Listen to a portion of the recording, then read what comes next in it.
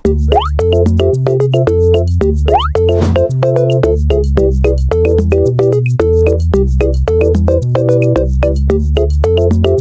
Assalamualaikum. Saya Ain Ashikin binti Oslam. Pada hari ini saya akan menerangkan bagaimana para pelajar ingin menghasilkan karangan yang baik dan menarik. Bukan itu sahaja, saya juga akan menunjukkan cara efektif untuk para pelajar mudah mendapatkan idea ketika menulis karangan. Oleh itu marilah sama-sama belajar untuk mengetahui teknik menulis karangan yang baik. Saya harap semua dapat memberi perhatian yang baik sepanjang saya mengajar pada hari ini. Hari ini kita akan belajar teknik karangan yang baik. Pasti ramai tidak suka untuk menulis karangan kan? Disebabkan karangan tidak mudah diolah. Sebenarnya bukan karangan yang susah, tapi kita tidak mengetahui teknik untuk mengembangkan karangan yang baik. Jadi, selepas kamu tahu teknik yang mudah ini, pasti kamu akan lebih bersemangat untuk menghasilkan karangan. Baiklah, seterusnya, apa yang perlu ada dalam sesebuah karangan yang lengkap? Kamu semua perlu tahu bahawa dalam sebuah karangan yang lengkap perlu ada pendahuluan, isi dan penutup. Tiga ini sangat penting dalam sesebuah karangan yang lengkap. Pertama sekali, cikgu akan menerangkan cara untuk memulakan karangan dengan membuat pendahuluan terlebih dahulu. Bagaimana ingin membuat pendahuluan? Yang pertama, baca soalan dengan teliti dan fahami kehendak soalan. Kita perlu kenal pasti tema tajuk karangan tersebut. Kemudian, berikan pernyataan umum atau definisi. Seterusnya, berikan huraian kepada definisi tadi.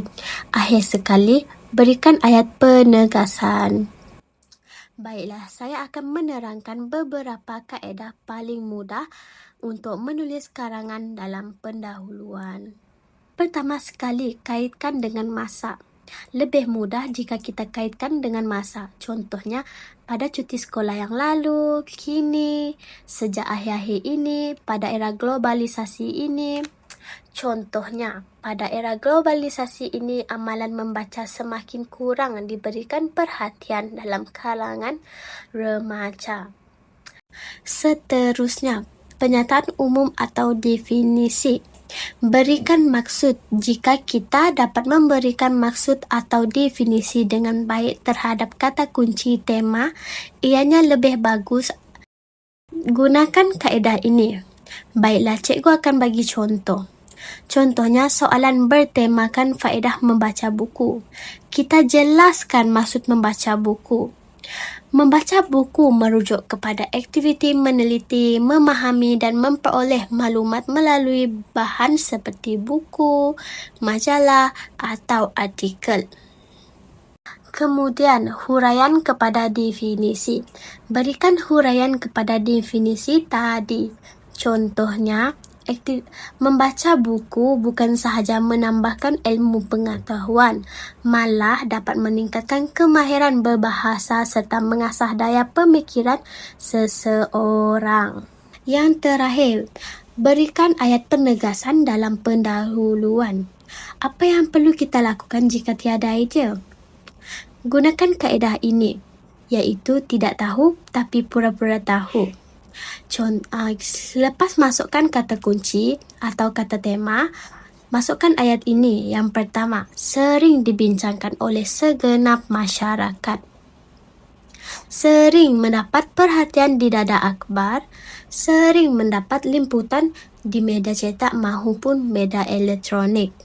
Contohnya, faedah membaca buku sering dibincangkan oleh segenap lapisan masyarakat. Faedah membaca buku ini dapat memberi pelbagai kebaikan kepada kita. Kita perlu bina ayat untuk mengaitkan atau menghubungkan dengan isi penting. Kamu juga boleh masukkan pendapat tokoh, peribahasa atau isu-isu semasa dalam karangan pendahuluan. Cikgu harap kamu semua faham setakat ini untuk cara membuat pendahuluan dengan baik. Baiklah, mari kita belajar pula bagaimana ingin mendapatkan teknik yang mudah untuk menghasilkan karangan dalam isi. Karangan dalam bahagian isi antara bahagian yang paling mudah untuk kamu mendapat markah yang baik. Jom belajar bagaimana nak cari idea untuk membuat isi. Teknik tahu cokep. Murid-murid tahu apa itu teknik tahu cokep? Baiklah, di sini cikgu akan terangkan bagaimana kita boleh menggunakan teknik tahu cokep dalam bahagian isi. Teknik tahu cokep ini sangat berkesan untuk kamu yang sudah mempunyai idea isi. Yang pertama, to ialah ayat topik. Kamu boleh huraikan dalam ayat isi utama. Yang kedua pula, hu ialah ayat huraian. Ayat huraian ini boleh kamu sambung ayat dari isi utama tadi. Jika tiada idea, boleh tanya pada diri kamu sendiri, mengapa atau kenapa idea utama itu sekian. Jadi kamu akan mudah mendapatkan idea apabila kamu cuba bertanya pada diri kamu sendiri. Yang ketiga, co merupakan ayat contoh dalam karangan. Nak dapat markah yang penuh, kamu sangat perlukan ayat contoh. Ayat contoh ini bebas kamu nak tulis apapun yang kamu tahu berkaitan dengan tajuk. Jika tiada idea, tanya diri sendiri. Tanya diri kamu bagaimana isi utama ataupun berikan contoh-contoh lain yang sesuai. Keempat, ialah ayat kesan. Ayat kesan ini kamu boleh bagi kesan apa yang terjadi jika tidak membaca buku ataupun apa yang berlaku jika tidak mengamalkan membaca. Penegasan, kamu boleh buat rumusan untuk idea utama tadi. Mari cikgu tunjukkan pada kamu bagaimana menggunakan teknik tahu cokep dengan menggunakan tema yang kita sedang bincangkan, iaitu faedah membaca buku. Kita mulakan dengan iaitu ayat topik. Salah satu faedah membaca buku ialah dapat memperluaskan pengetahuan dalam pelbagai aspek kehidupan. Melalui pembacaan, pelajar berpeluang memperoleh maklumat baharu yang mungkin tidak diajar secara langsung di dalam kelas. Contohnya, membaca buku sains dapat mendedahkan pelajar kepada konsep teknologi dan penemuan baharu yang menarik. Kesannya, pelajar dapat menguasai maklumat tambahan, berfikir secara kritis dan lebih bersedia menghadapi tugasan akademik.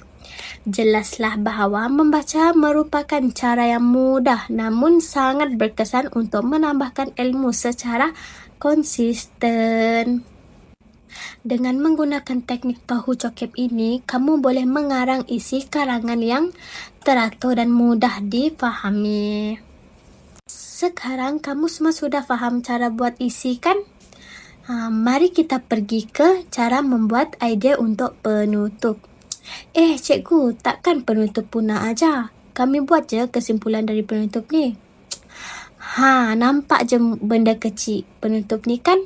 Tapi di bahagian penutup ramai orang rugi tak olahkan ayat penutup dengan baik. Baiklah, cikgu akan ajar teknik penutup. Untuk teknik penutup pula ialah teknik kecahah. Apa itu kecahah? Kecahah ialah kesimpulan, cadangan dan harapan. Untuk kesimpulan ini, kamu hanya perlu simpulkan karangan yang kamu sudah olahkan atau beri kesimpulan yang jelas tentang tema yang sudah kamu bincangkan dalam perengan pendahuluan dan isi-isi tadi.